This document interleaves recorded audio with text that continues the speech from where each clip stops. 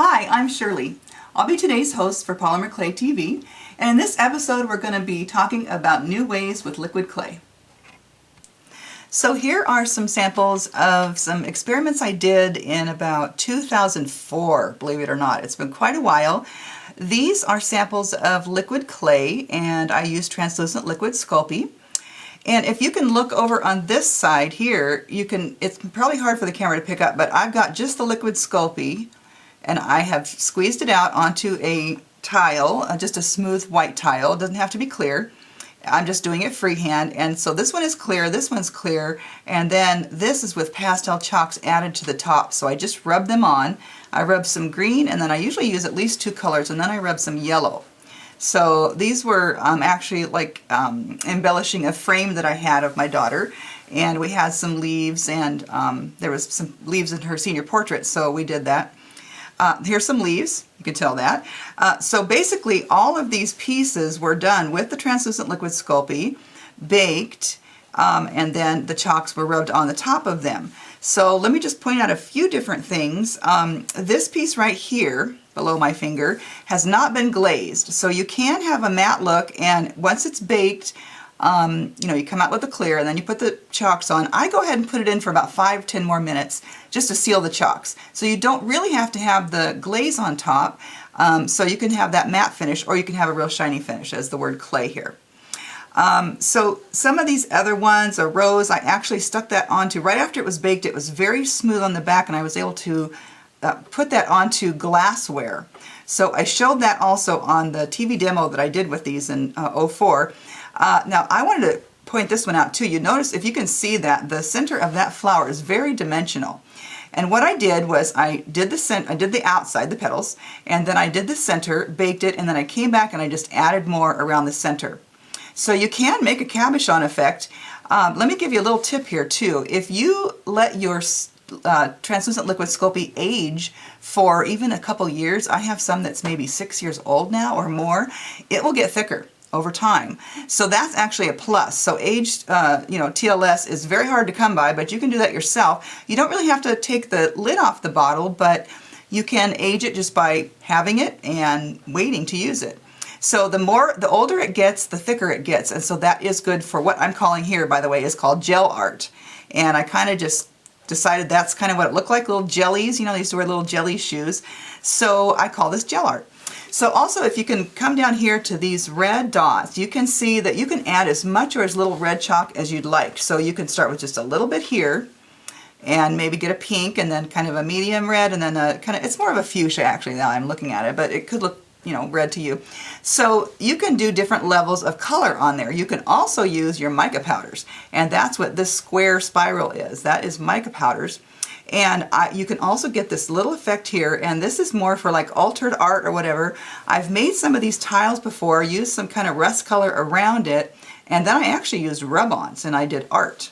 So you can take letter rub-ons and just rub them on the top. They stay, you don't need anything on top of them.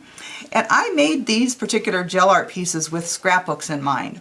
So that's why, they're just kind of designs, basically, maybe a word. Let me just also mention, for the last thing also over here, is you can make your dots. So these are cabochons, and those were just one layer actually, and they have quite a good dimension on them. Do the chalk, so I did some green, some yellow in the middle, bake those, and then after, instead of making that taller, I took and I did a spiral on the top. And that spiral kind of came out, and I'm trying to see, I might have added a teensy bit, just a tiny bit of white oil paint to the liquid clay before I put it on there, and used a separate squeeze bottle with an extra fine tip and a little metal tip, and got that spiral on there, and it really shows up more when you use just a little bit of the white paint. So I talked about doing words with the liquid clay, and this was a cute page I did happy birthday on, and I did the same basic thing. I do usually use, like I said, different colors, so I used like a lighter green and a darker, lighter, darker, so I just had kind of a shaded effect, and then I put a nice bright yellow there with the pastel chalks on the candle kind of for birthday. So this was one example of a scrapbook page. So this is an example of my second scrapbook page, And I have 2 layers on the leaf that you see in the center. And I actually use the pattern from the print on the scrapbook papers. So I used clear glass, and you want to use tempered glass for my work surface and baking surface. And I drew out, or basically traced around, and did a flat piece of liquid Sculpey for the bottom layer of the leaf, baked that, brought it out, did the chalks on there, and then I added a white liquid Sculpey with the oil paint tint to it for the outline. And that came out really nice for the dimension on that. So this is a shot of the bottom corner of the scrapbook page, and again I used a design from the printed paper, and it's a little firefly. And I made him the same way as I made the last one, and the little parts that you can see like on his head and his antennas are black, so I just added a tiny bit of black oil paint to the liquid Sculpey. And then when it was all baked, I actually glued it onto a piece of acetate and framed that, so it's a cute little 2D embellishment. And this is an art journal that I made, and it has that altered look that I was talking about, so lots of brown tones and golds. And I actually made these cabochons out of the liquid clay. And it was nice and old liquid clay, so they came out very dimensional. So when they came out, I used a brown color around them and a gold color in the middle, and then I thought I'd try something new, and that was to stamp letters on there, and it worked with a Stays-On ink pad. So I just stamped the dream letters on there, and it worked, so that was a lot of fun. And then let me open this up, and this was kind of an experiment in itself.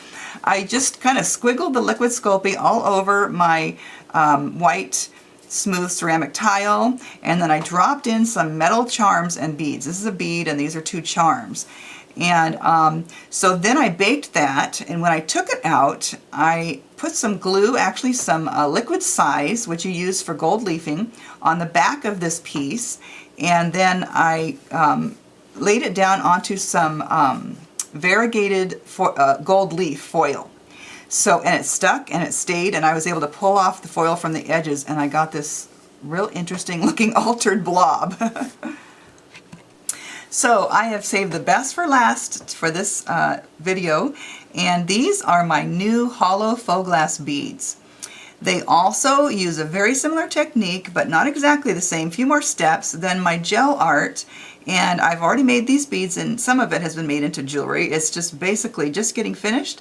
And I have some filigree pieces on the ends of this hollow bead, and I have some amber topaz kind of colors there with the chalks, same thing with the chalks, and some blues to purple here. And these are going to be earrings, and this will be a necklace. So these I have available on a instant download that I'm going to show you, or you can also get them on a DVD.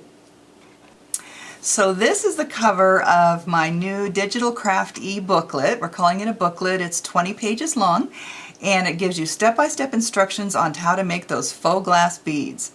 And they are hollow. I have made them into jewelry, basic jewelry pieces, and I do give instructions for the necklace, the earrings, and so you will know how to make the beads. And this will be available on my website, www.shirleyrufener.com. Thanks for coming today. Thank you. Bye-bye.